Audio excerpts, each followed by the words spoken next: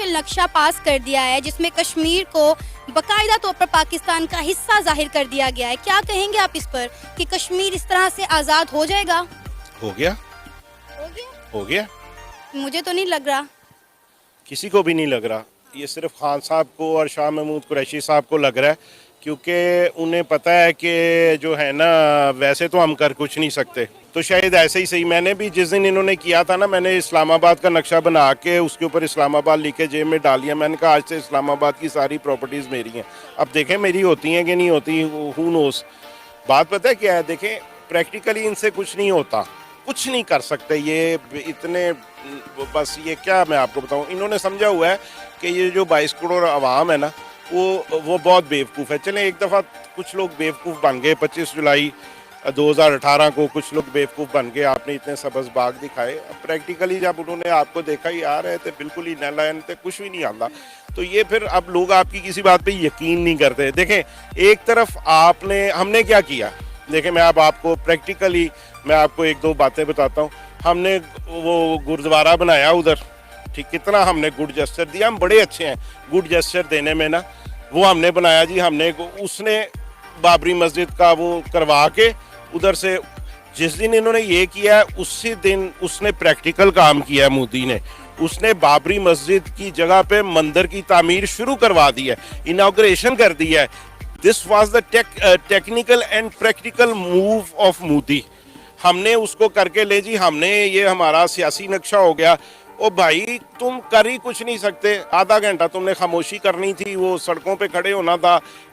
تم نے اس کے بعد وہ 1 منٹ کی خاموشی کرنی تھی. ان چیزوں سے کچھ نہیں ہوتا.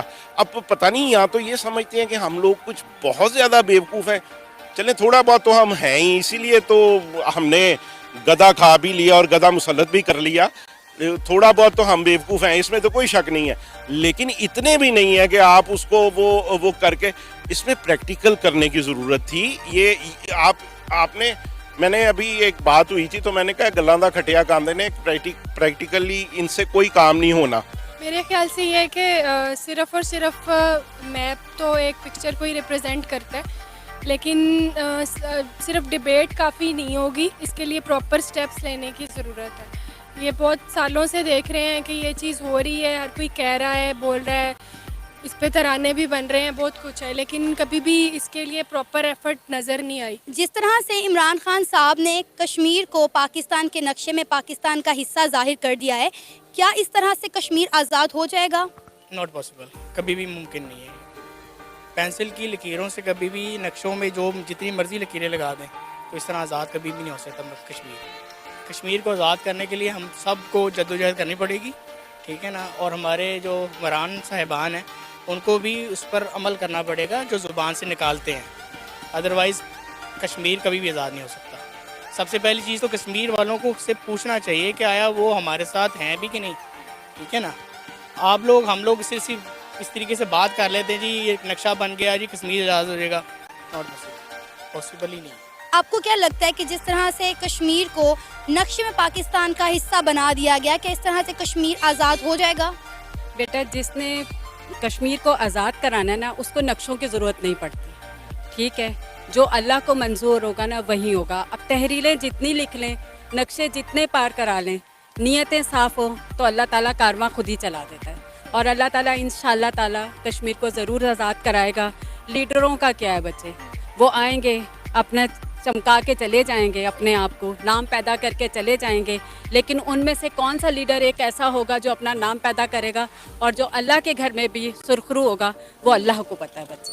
اور نقشوں کی ضرورت کہیں بھی نہیں پڑتی, نیتوں کے اعمال ملتے ہیں بچے. دیکھیں کوئی بھی آپ اچھا سٹیپ لیتے ہیں یا کوئی سٹارٹ کرتے ہیں, آپ اس کی پہلے انڈیکیشنز دیتے ہیں کہ ہم یہ چاہتے ہیں. تو خان صاحب نے یہ بتایا ہے کہ بھئی ہم یہ چاہتے ہیں, لیکن آپ کشمیر آپ بائی فورس ہی لے سکتے ہیں, آپ ویسے تو نہیں لے سکتے. تو اب یہ ایک آئیڈیا دیا ہے انہوں نے, اپنی انڈیکیشنز دی ہیں. ہماری فارن پالیسی اس کے بارے میں کتنی کلیئر ہے. شاہ محمود قریشی نے اسپیشل کشمیر والوں کے لیے جو ہے سعودی عرب سے بات کی ہے, انہیں کہا ہے کہ آپ اپنا کلیئر موقف کیوں نہیں. چنئی میں اتنے دیکھیں ایک انڈیکیشن ایک سٹارٹ ہو چکی ہے, اب ہمیں پتہ بھی ہمارے نقشے میں شامل ہو گیا ہے, ایفرٹ کرنی چاہیے. اب باقی یہ دیکھیں بائی ڈائیلاگ ڈیٹیل ہے, ان دا اینڈ دیکھیں آپ کوئی بھی چیز ہم نے جیتنی ہے تو وہ جنگ یا کوئی اس طرح بائی فورس ہی لے سکتے ہیں.